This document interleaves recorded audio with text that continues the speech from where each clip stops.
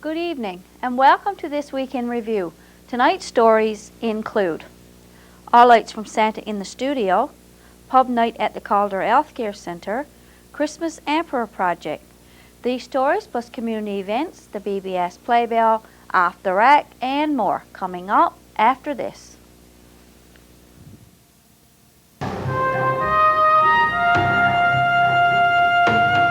There's puffins and petrels, kittiwakes and gulls, guillemots, merlins and murres, owls and osprey, hawks and razorbills, and you can see where the eagles have landed. On Sunday, December the 10th, Burgeo Broadcasting held another very successful Santa in the Studio program. This gave our younger viewers a chance to talk to Santa Claus and tell them what they would like to have for Christmas. Our volunteers were kept quite busy with phone calls. The children requested a wide variety of items from dolls to musical instruments. We always receive lots of phone calls, but this year we had a record number of long-distance calls, 10 to be exact. Calls as far away as BC. We didn't catch the child's name, but we do know it was Marie Short's granddaughter. Andrew Bellard from Grand Brit, Sarah Courtney from Francois, Abigail Warren from Grey Rivers, Brittany Young from Saskatchewan, David Green from Whitburn, Desiree and Michaela Anderson from Nova Scotia, Corey, Kristen, and Stefan Ann from Saskatchewan, where it was minus 32 degrees. Andrea Rose from Ramia, and Bailey Parsons from PEI. It was a little sad to note that 9 of these children were residents of Burgeo at one time. Some of these children didn't mind having a little chat with Santa. Here's an example. I tried calling a lot of times. Did you? And you got a busy signal? Yeah, all I got was a busy signal. And But you're talking to Santa. So what do you want for Christmas? Well, some more dinosaurs. Some more dinosaurs. You like dinosaurs? Yeah. I get a dinosaur movie of it. You have the movie. 2. Oh, that's cool. Anything else, Cameron, besides dinosaurs? And I always like drawing stuff with markers. Markers? Okay. Yeah. We'll try our best. But I already have a Dalmatian the chair, but I don't know where it is now. So you lost your Dalmatian chair, did you? I think it's up in the attic. You think it's up in the attic, eh? Yes. Yeah, maybe it's up in the attic. Is there anything else you'd like? Well, I still like decorations on the tree. Do you have your tree up yet at your house? Yes. You got it up, eh? Is it pretty? Yeah. If you came on Christmas night,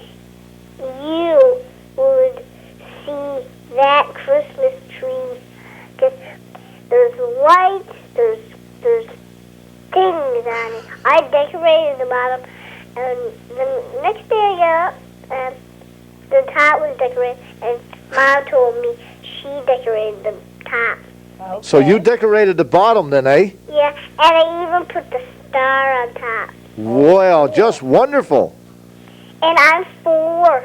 And you're 4? And you're 4, eh? Well, you can do lots of things now. You're 4. Yeah. And the other day, Mom bought me a new pair of jeans. I almost like the pair that my favorite ones are. And they even got pockets in the back. They got red on the side, white on the side, and red and black on the side. And are you wearing those today? No. Okay. Is there anyone you'd like to say Merry Christmas to? And have a safe trip. Oh, And I hope you didn't blow away. Oh, we nearly did, but it's a lot of wind. Yeah. Yeah, we had a lot of wind today, but thank God we didn't blow away. What does your mommy and daddy want for Christmas, Cameron? I don't know what Dad wants.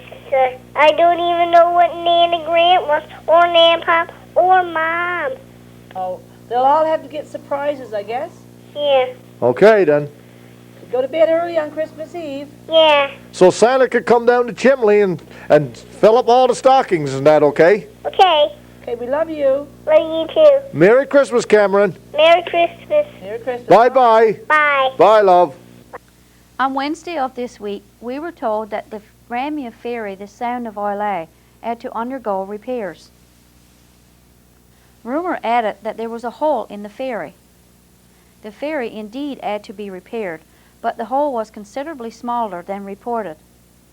Due to a pipe rubbing a steel plate over a number of years, a pinhole had appeared. We spoke to the mate on the matter, and he informed us that no divers were required to repair the pinhole, and that the hole was so small that a wooden plug wouldn't fit into it. The Department of Works, Services and Transportation sent out a welder to weld a steel plate over the hole. The Sound of Islay was tied up at the wharf on Wednesday due to bad weather. The ferry was scheduled to resume its regular run on 2:30 Wednesday, weather permitting. On Wednesday, December the 13th, the Burgeo Lions Club hosted a pub night for the residents of the Calder Healthcare Centre. Christmas is a season for giving, and the Lions certainly gave the residents of the hospital a little joy. Henry Young, Norman Parsons, and Albert Ricketts brought the residents entertainment. They sang and played many of the old favorites like the Tawny Red Light, Away in the Manger, a few jigs, and many, many more. Some Lions members took advantage and asked some of the lady residents to dance.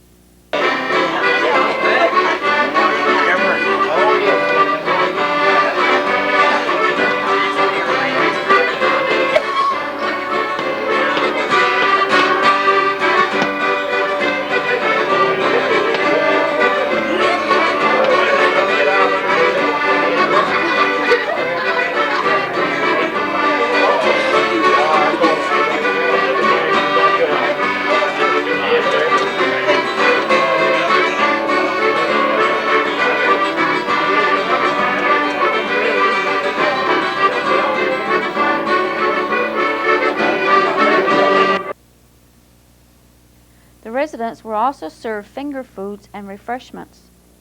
One of the Lions members decided to help out with the singing. Another Lions member wasn't about to be shown up, so he decided to show off his talent.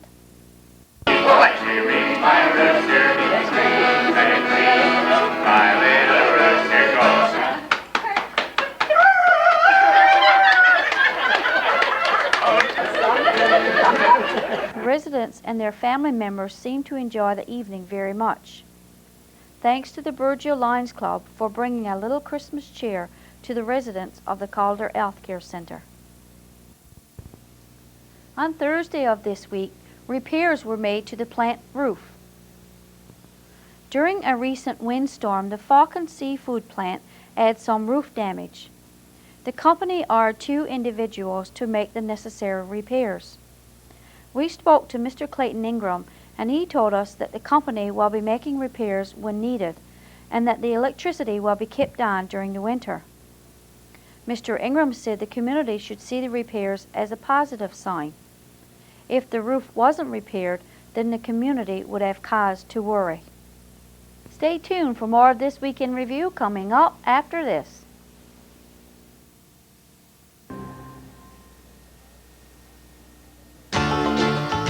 There's houses of aqua, yellow and blue, lime, rose, pink and green, as proud to show their true colors as the folks you'll meet every turn.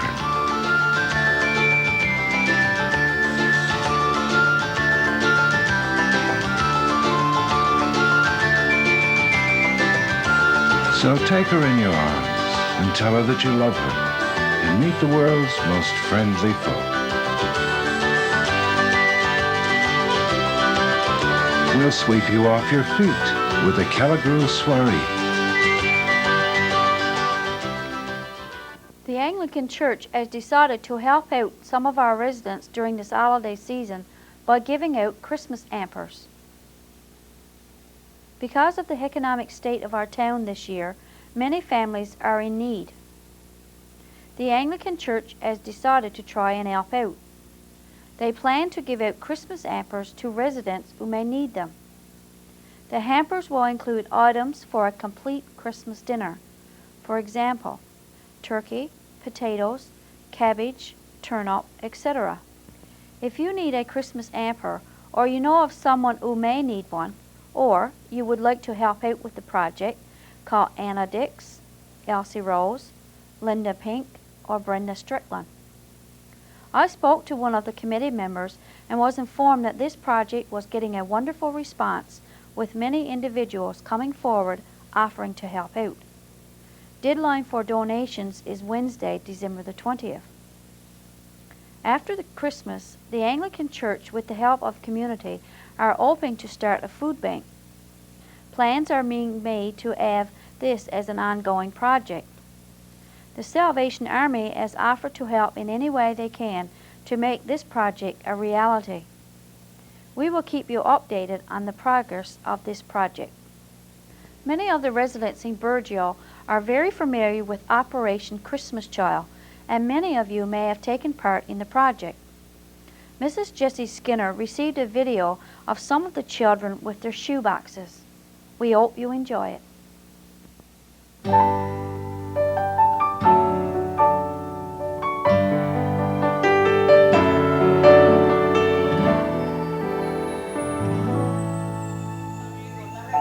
Is it really possible to send a message of hope to a child who has so little that a simple gift would forever be etched in their hearts? Through an outreach called Operation Christmas Child, more than 2.3 million shoeboxes were given to children in 55 countries. Shoeboxes from the United States, Canada, Australia, the United Kingdom and other countries crossed the globe and were delivered to children caught in crisis and impoverished situations. In lands scarred by war, these gifts offered glimpses of real peace. In slums strangled by poverty, they offered the priceless gift of hope. And where children knew only darkness and death, a colourful gift from someone thousands of miles away opened a door for the message of eternal life in Jesus Christ. The organisation behind this massive children's outreach is Samaritan's Purse, an international Christian relief agency led by Franklin Graham. But the real heart behind Operation Christmas Child belongs to those who care enough to share. Individuals who care enough to pack a shoebox, all with a hope and prayer it will bring a miracle into the life of a needy child. The mystery of hope comes in the flicker of a smile, and tragedies and heartache are forgotten for a while. A smile is the beginning that reveals an open heart to fix their eyes on heaven when life on earth is hard. When loving hands reach out to show someone who really cares. It brings to life the joy that's still alive in them somewhere. There is laughter where all happiness had died, and where despair was, there are bright eyes open wide with smiling faces, smiling faces, smiling faces on every Christmas child. We pray this simple gift will make a difference in their lives, that they might know the greatest gift, the precious love of Christ. There is laughter where all happiness had died, and where despair was, there are bright eyes open wide, smiling faces, smiling faces, smiling faces on every Christmas child.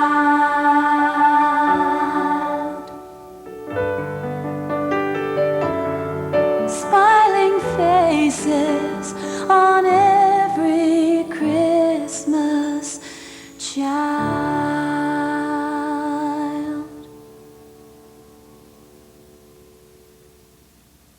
On Friday of this week, we had an interview with Mayor Ann. We have with us in our studio this morning Mayor Alistair Ann, and we're going to do maybe what we should call the year in review for the town. Welcome, Mayor Ann. Good day, Marie. Yeah, maybe we could start with you and how you see our town from your perspective. Well, I guess you're referring to the year 2000 and 2000. As I saw it as it went forth. Well, I guess after we got over the Y2K bug and things like that, we started to get into the year. And I must say, going into the year 2000, I was very optimistic, especially with regard to the fish plant. As most people can remember, that we finished up the year 1999 on well, seemed like an optimistic note. You know, we'd got our plant refurbished, we'd got crab going through there, and we just thought it was just a matter of keeping the pressure on, and sure enough that we would be in production and there would be better times in the year 2000. However, that optimism was short-lived when we heard there was a reduction in crab quota, and of course the little bit of crab that we got the previous year was completely eliminated altogether. So therefore, you know, it was very frustrating and heartbreaking to see that we had to go through the year 2000 with absolutely nothing, in my opinion, happening over at our fish plant. So, having said that, I've got to say, I believe it was just yesterday, it was Thursday anyway, when I walked up the road to see the people Island Roofing in repairing our fish plant, repairing the roof. And that gave me a little lift because at least it appears as if the company is not letting the place fall down, and hopefully they've got a little bit of optimism for something in the year 2000. Okay, Yes, you know, as we moved into the year, and again, comparing what we ended up with, the year 1999 saw us lose our Foodland store. And given the economy of our town and so on, that was a little bit something for a while you had to think about. But it was good to see work commencing there. I think it was late January or February, and a grand opening of that facility in the year late May, June. So that was a bright spot in our town for the year. I guess another thing which was new for the year 2000 was coastal growers. That seems to be a plus there. Hopefully that it can expand and enjoy more success to the point where the greenhouses will become self-sustaining and employ more people. Then we had the sea urchin experimentation, which occurred in our town this year. Those initiatives, which I'm speaking about here, of course, is not all town driven, but not town council driven, but do play a major factor in our town as a whole, and it is a great concern to the council. So, you know, you had the sea urchin experimentation go on, and appears as if there's been some blips there. Seems like there's everything we do in Burgeo, there's a little bit of, it doesn't come easy, we got to fight the old way. But that's something else that's there in the wings. And hopefully we've got to be a bit optimistic that that will materialize, and probably there'll be some more employment created along that line. And then, of course, it seems like I'm talking a lot about fisheries and so on, but being a fishing town and a hout port, of course, that's what we depend on. And the influx of new longliners, larger vessels in our area this year, that was good from my perspective, and it gives everybody just a little bit more feeling of optimism that maybe the town is not finished yet. Then we had another first for Burgeo. Maybe I'm a little too far ahead, but then in June we celebrated the 50th anniversary of our town, and we had some dignitaries, and I must say that from all the reports that came back and so on, we did it in a bang-up fashion. And in fact, there's been our celebrations got outside of Burgeo, and the town hall have had many requests about towns which have up-and-coming 50th celebrations and wondering what we did because they heard so much about it. So, you know, that was a plus. Then in October, we had the Newfoundland Labrador Federation Municipality Board of Directors came to Burgeo and held a meeting. So, you know, we were quite honored to have them here, and I know that you conducted an interview with them and so on, and they were quite impressed with the way Burgeo is being operated and so on.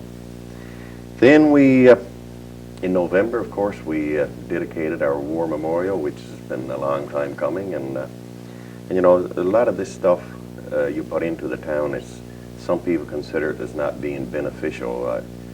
I don't know, when you start considering things to be beneficial, you know, I think it is. I think it was something was needed in this town, and this council felt it was needed. And again, I mean, the Canadian Legion and so on, they felt it was a great gesture for a town in such a day and so long to be starting putting up their first war memorial. So I think that was something Burgeo is to be proud of. We also renovated our town hall, and anybody who's been there, I'm sure, can see that it was badly needed, and so I think Burgeo's got a fairly good town hall, nice council chambers now, and so on. We participated in Tidy Towns. Again, we didn't do as good. We only got 3 pitcher plants this year, as opposed to 4 in the previous year. But I've got to say that we did score good on tidiness and so on. It's in the report they talk a lot about trees and planting trees and flowers and things like this, you know, and landscaping and lawns and so on. And you know, Burgeo's just not the easiest place to get that kind of thing. You can go into some towns and with a wheelbarrow and a shovel you can do a good job on your property, but usually in Burgeo you've got to go with a stick of dynamite and a front end loader. So you know, there's a big difference. Yeah. And let me see. I guess we were. Well, I consider it honor in one way that CBC News World came in here in, I believe that was August, September, and did a program. You know, Newfoundland was considered the lowest crime rate in Canada, and Burgeo was considered to have the lowest crime rate in Newfoundland. So, you know, I think that's something our people was to be proud of. So for those people who saw it on Culture Shock, Peter Wall's little thing he put together there, I think we got pretty good coverage. I got a bit of feedback from the mainland and so on it. And so, you know, by and large, like I say, the big disappointment was the fish plant, but if we could have, if there was only some way to get over that hurdle, I think we're in pretty good shape. And of course, to end off the year, we didn't have to increase taxes for the year 2001, and that's a plus as well. Yeah, obviously, anytime we don't have to have a tax increase is a plus, especially like you said before, our economy the way it is. Now, in most all your council reports, I would say the major of them, the fish plant was probably the top priority. And we started off the year, ended off 1999 on a plus, on a positive note. But throughout the year we've had very many ups and downs. The last being the public meeting that we held at the community center with the public and concerning the union executive, the TWIR union executive, not our local one, probably not doing what we felt as much as they could. Do you have anything else on that? Is that just is that a doorstop thing now? Is just the door shut on that issue? It's over and done with as far as you as mayor or chairperson of the action committee. Obviously the action committee is not in power, if for lack of a better term, anymore. So is that issue done? Marie, yes, you say that most of the reports dealt with the fish plant, and you're right there, because I don't think there was a council meeting that the fish plant didn't take up a full half-hour discussion. Yeah, see, it is my conviction, and I believe most of the councillors share this too, that if we're going to get something moving in this fish plant, there's got to be a little more support from the union, from the FFAW.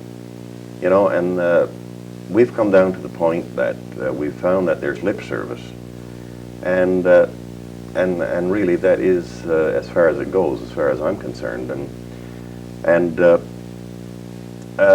what we would like to see the FFAW. You know, they say they do anything for Burjo.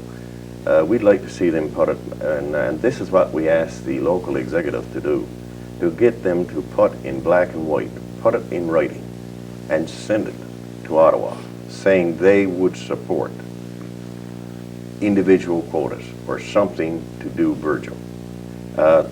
We haven't got that. Tried hard to get that in the past. I'm not too optimistic that we're going to get that, to be quite honest with you. The other thing that I find disappointing, you know, is that there's 500 ton of crab, which it's called the Offshore Harvesters Incorporated. It's supposed to be a co-op. There is union involvement there. There's no two ways about it. This Offshore Harvesters co-op, it was set up to fill in the gap and for something for displaced offshore trawlermen and plants. And you know, as I see it, there's no offshore plant that's been displaced or trawlerman that's been more displaced than the town of Burjo. The thing was that they had to charter their boat from Fishery Products International because they didn't have a boat, which of course I guess they could say that tied them to that processor. However, you know, they're completing a complete 105-foot vessel at the present time in Glovertown. It's going to be refrigerated seawater equipped, and everything that I'm hearing is the boat is going to be landing in Bonavista. And I've got nothing against Bonavista, I'll make that quite clear. But, you know, this 500 ton of crab, if we could acquire that for Burjo, and this crab is also outside of 200 miles. If this could be acquired for Burjo, I think that would get our doors open, and I think then we would see our inshore fish being produced here as well. And maybe one thing would lead to the other. Now I know there probably got to be some fine tuning and the nitty gritty, getting right down to the details of how it's got to be done, you know. But there is where I see that the union can do something for Burjo. And, you know, I just don't think they're there to do it. And I know that when we put the big fight on and got the quota increased by 3,500 ton outside 200 miles, this offshore trawlermen's co-op picked up 700 ton of crab as a result of our efforts. And Burjo didn't get 1 pound. Should the quota start to go up again, of course, it was last in, first out. So they were out that 700 tons last year. But let's say there should be, and I'm not saying there's not going to be either, because there was some pretty good fishing outside of 200 Mile this year. If that goes up, then that means that co-op is going to pick up a few more ton. And I just hope that there will be someone there to say, you know, gee whiz, there's a coast called the Southwest Coast, and maybe we should try to keep that area of Newfoundland alive. So, you know, that's where I'm looking at. You know, the other thing, of course, we can toss about shrimp a little bit, and I don't want to go to PEI, that's for sure. But you know, there might be a little opening there, but you know, there's nothing worth talking about at the present time, anyway. Yeah. Now you also had, I believe, the town hosted a meeting for the union executive to after the public meeting. I understand it wasn't a very good turnout. Is there anything else that we can do as a community with probably union leadership to put a bit of pressure on the FFAW to speak up for Virgil, or is it, as you think, over? No, I think that no, that wasn't a good meeting. It was very unproductive as far as I'm concerned. But I do think that it is a consensus, as I've got from the last council meeting and so on, that you know, council will not be interfering down that path at all. Okay. And we're going to keep pressure on the government, that's provincial and federal.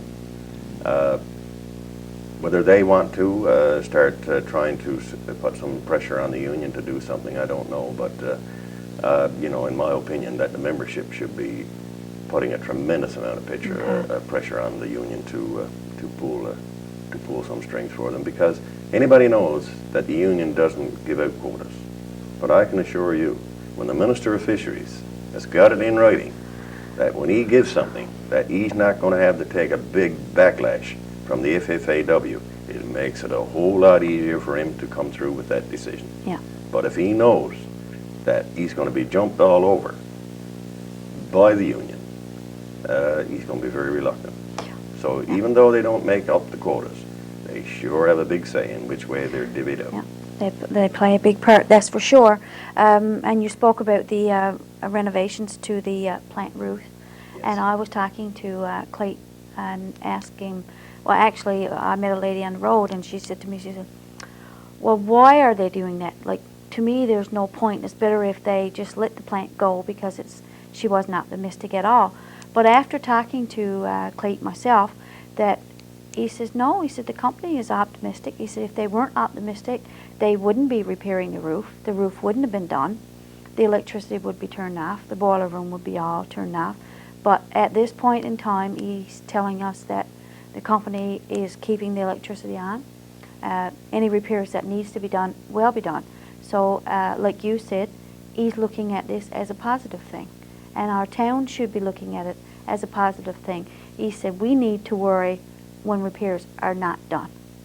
That's a good cause to worry. Well, you certainly, you know, you can't help but agree with that. And I think Falcon is, well, the last time I talked to them anyway, you know, if there's something there, if there's something they can get into Virgil, according to what they tell me, you know, that they will definitely reactivate this plant, and they'd like to reactivate this plant, but they can't do it without a core resource, and they say they're just not going to operate it without a core resource.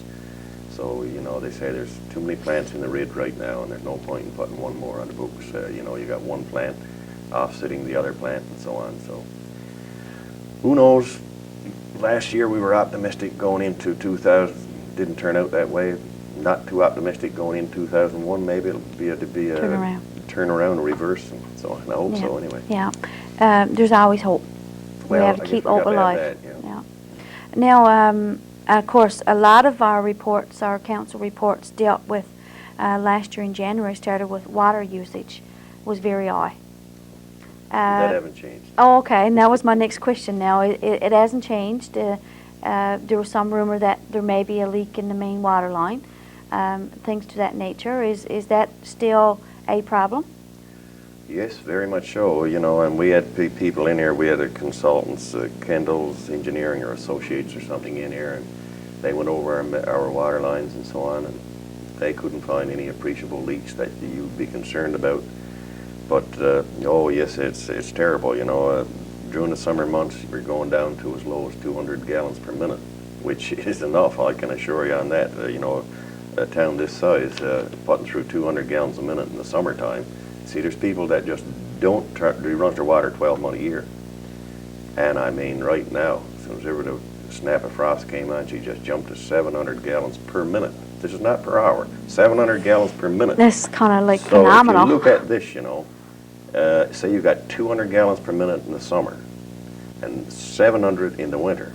This means that 700 gallons going through, 200 gallons is being used and 500 gallons is being dumped. Yeah. And you know, people are not running their taps responsibly, and that we're putting in over 100 pounds of chlorine every day, and we can't even get a residual out around town. We've got a boil order on, and we're just creating our own problem. I mean, people outside are just amazed at the amount of water that's being pushed through Virgil.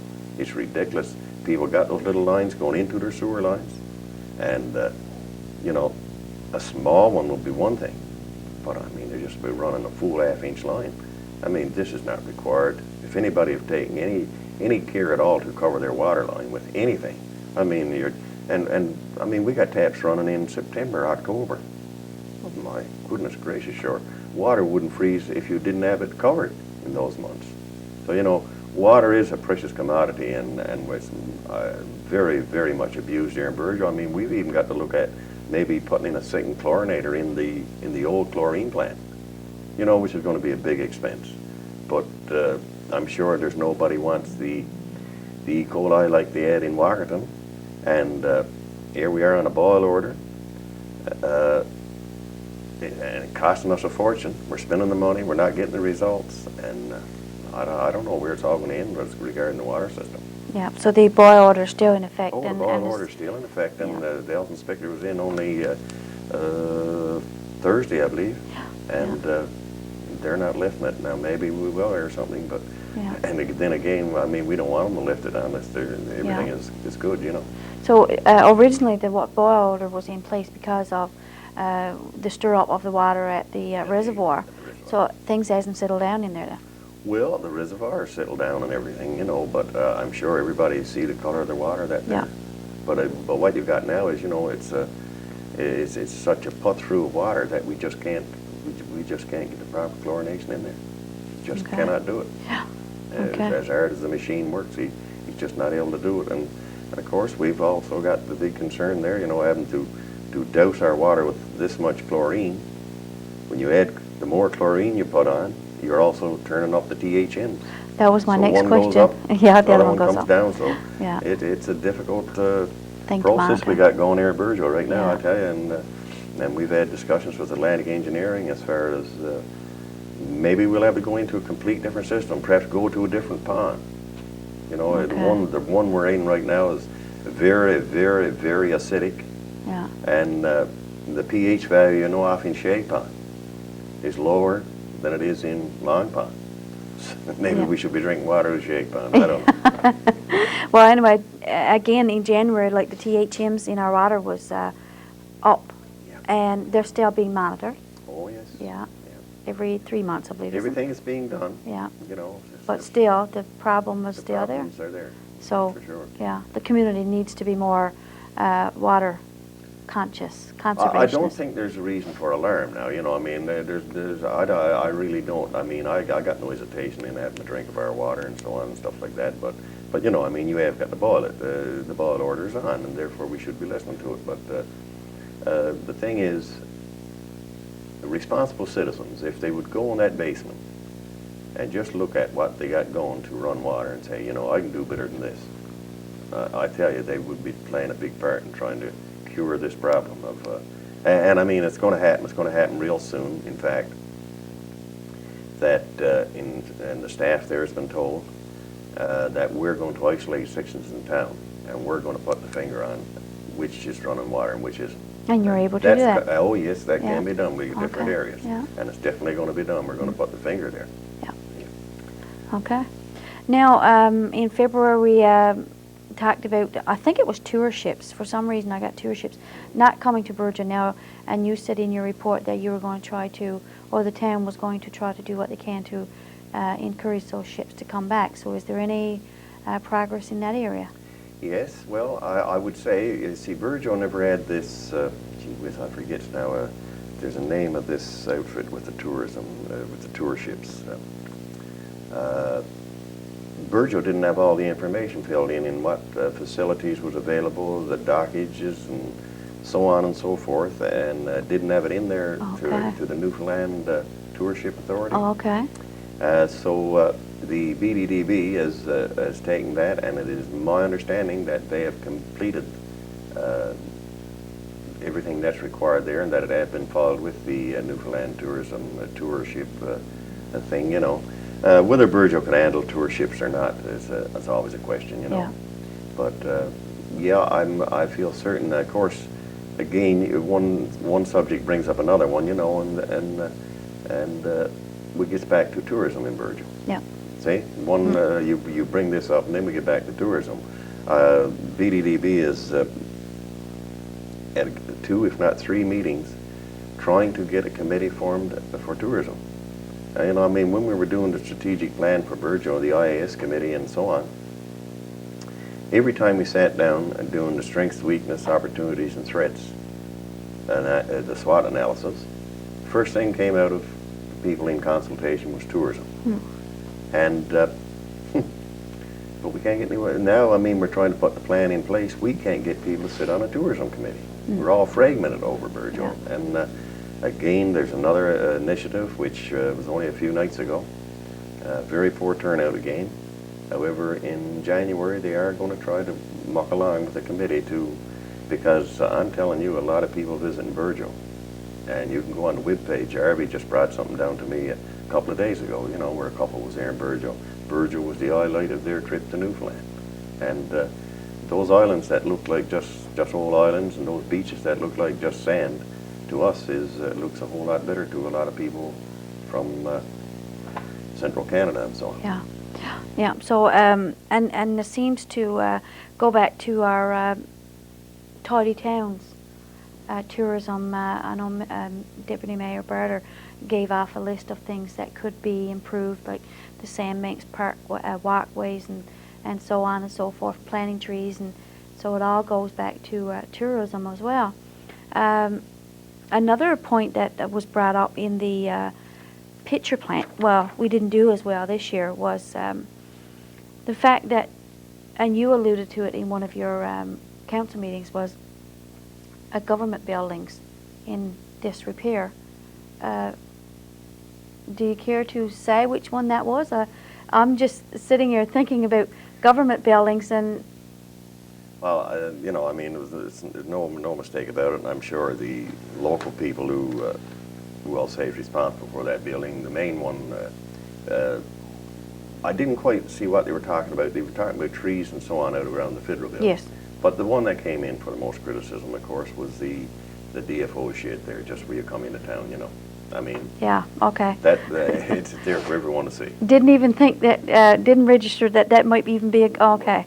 Government building, yeah, okay. So I guess there's more government buildings than what were... Than what you thought. That were, yeah, exactly. Yeah. So I could see where that would be a problem.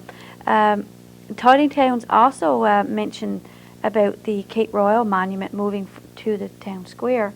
I think the town, were they aware that the town did a survey that asking people whether they wanted to move to the town square or there? Were they aware of that, or? They were told that after okay. they made that okay. recommendation. Yes. Okay. They thought our cemetery, they were really impressed with the cemetery. They thought it was one of the best kept cemeteries in Newfoundland. Yeah. But they thought, well, the monument was a real nice monument. It was a lot of people visiting Burgeo would not see it where it's presently located, and they felt that there would be better if it was on the either, I believe they sit around the museum or on the square. They did. Yeah, they did. Actually, she did say, Deputy Mayor did say that the library, not the library, but the museum probably would be because there's lots of land there. So they did they withdraw that after they knew that the townspeople kind of? No, that was their recommendation. You know, Okay. Whether you there's no pressure to or anything Yeah, like okay, that. whether know, you but, take it or not That was their Okay. recommendation, you know, and I don't think we'll be going there anymore, you know, but as Okay. far as trying to move it, Yeah. been down that road, so I won't Yeah. go there anymore. And the you mentioned several renovations, the town hall renovations, the war monument, and things like that. So that was certainly a plus for the town. The lieutenant governor's visit was very successful, I think. We got lots of good comments about it in our office as well. The rec complex was reported that it probably was going to cost $1.9 million, and it's going to be a standalone project, and it's still ongoing. So is there any more updates on that as the year comes to an end? Oh my, the rec complex. I guess the best way to say that, I'm getting, and I'm sure most of Burgill's getting tired of seeing that sign over there and that read thermometer that doesn't move. I mean, Yeah. you know, that's getting a bit much. There's no more funds coming in to support it and so on. But, you know, during the year, Deputy Mayor Barter worked hard and they put together several initiatives. They take it into St. John's. It seemed like it was going to go. And then it would go to the next stage and it would go right back to start again. And then it would seem like it was on again and off again. And at the present time, you know, apparently we're going to try to do something in the year 2001. What it'll be, if it'll only be just a building or something like that, I think it's time to put this thing to rest. I mean, it's been around Burgill too long now, in my opinion, and it should be taken care of. So I'm kind of optimistic there'll be more government money, but you know, this is some of the things which gets so frustrating for me anyway. When I sit and see us trying to get something for Burgill, and you know, you're turned down, and then you see the rec complex in St. John's, and you look and they haven't got any seats, and you see Joan Marie Aylward there with a big smile on her face signing off $2 million for the city of St. John's for the rec complex, and this isn't a, you know, a loan, a payback, a 50-50. This is outright, you know, to the city of St. John's, you know, as a gift. Then we're going to recoup this from the federal government. Well, you know, they came out with an infrastructure program, and the recreation is the lowest on the totem pole in the infrastructure program. You've got water and sewer and things like that, which is taking the high priority. So when you see what's going to be coming down from the feds for recreation, you also know that it's been spent before it gets down here, and that it's gone to the holy city, I'll call it. Yeah, the holy city. Yeah, that's a good way of putting it. We seem to be having problems. Dog catcher. Our dog catcher has moved on, and the town decided not to have a dog catcher, and then we are now is advertising on our local community channel for a dog catcher. What's your take on that? Oh, well, you know, we thought we'd try it without a dog catcher, saving of money, eh? We try to save whatever money we can. And, but there was an increase in dogs running at large. I'm sure anyone around town saw it. And so therefore we came to the conclusion that we'd try to tackle the problem this year, early in the year. So I don't know if it's on the TV channel yet or not, but we're calling for tenders now for a dog catcher. And hopefully we can get someone that'll do a good job for us. And once you get someone, you've got a dog catcher, and he starts picking up a scatter dog, and a scatter little impoundment fee has been charged, and word gets around. Hopefully that problem will be taken care of. Yeah. The garbage regulations seems to be, I think, working well. In one of your later reports, probably in October, that the report stated that there seems to be the town is cooperating and things seems to be going pretty well. So did you care to comment on that, or? Well, everything I've got back on it, you know, there was a little bit of backlash on the doing away with the refrigerators and the deep freezers, but, you know, I think it was a plus, something that was needed. The councillors seemed to, were all in favor. We were unanimous in that one. Contrary to what some thinks that it was me who brought it up, it wasn't. But that's beside the point. I certainly supported it. And I supported it, and a lot of people around town supported it. Yes. And as far as the anti-litter regulations and so on, I think people who've checked it out and seen it, we've only got positive feedback on the garbage thing so far. And I would like to say this too, you know, that for anyone who didn't read the anti-litter regulations in its entirety or anything of that nature, if you drop by the town hall, that it's always available for people, and that's the same thing as the full report on tidy towns. That's there, you know, and there's a lot of interesting things. So do you get people come in looking at those reports that you offer to them? I don't think, not very often. Don't seem to be. Yeah. Now, have you got any, what do you think is going to be happening in 2001? Got any predictions you'd like to make? Well, no, I guess I don't have too many. Marie, I suppose looking at a positive sign is again, I'd like to think that that the plant would reopen. I'd like to see us get something done with the water system. You know, I think we've lived with this discolored water and so on long enough. When I look and see politicians like Mr. Tobin and them down on the waterfront in St. John's talking about committing millions and millions of dollars to clean up St. John's Arbor so that it looks nice, or that somebody's going to be able to have a swim in the arbor. Or I see the Prime Minister and the Mayor of Toronto and the Premier of Toronto down committing $1.5 billion to clean up Toronto Arbor, and half the people across Canada haven't got good drinking water. You know, I find a lot wrong with that picture. So, you know, I'd like to see that get straightened up a bit. And the recreation complex, I really would like to see that come about. Most likely the new school to get started. The RCMP, as far as I know, should be making a start on their new detachment this year. The Coast Guard is doing about $1 million project down in the Arbor area.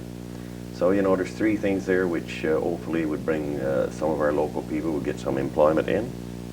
I'd like to see tourism take a upswing and more people get on that bandwagon committee, because there's a lot to be done on this coast regarding tourism. And I guess that's just about it. That'll take us into September, and of course September there'll be a municipal election.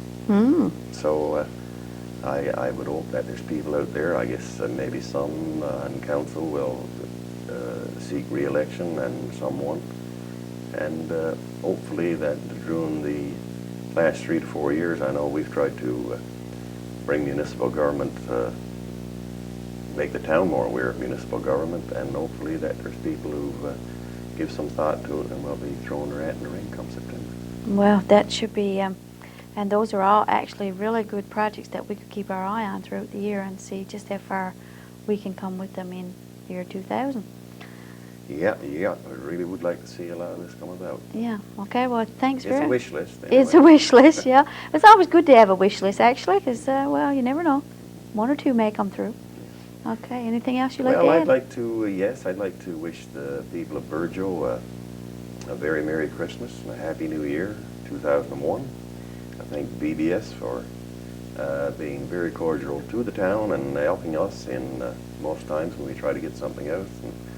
And thank you for putting up with us during the year. And let's hope that 2001 that we will start going down a little better path. Well, we thank you very much for your compliment, and thanks for joining us. Okay, Marie. Stay with us for Off the Rack, the community events, and the BBS Playbill, all after this.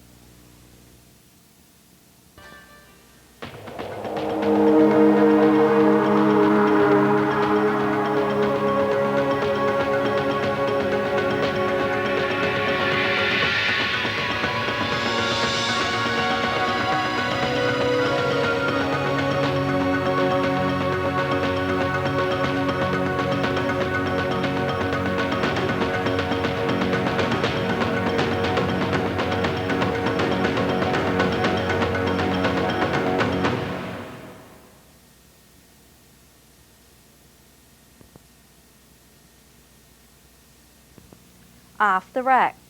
This week as we scanned our tape rack, we came across a tape of some of this year's graduation class during their kindergarten Christmas concert. Let's look back to December 1988.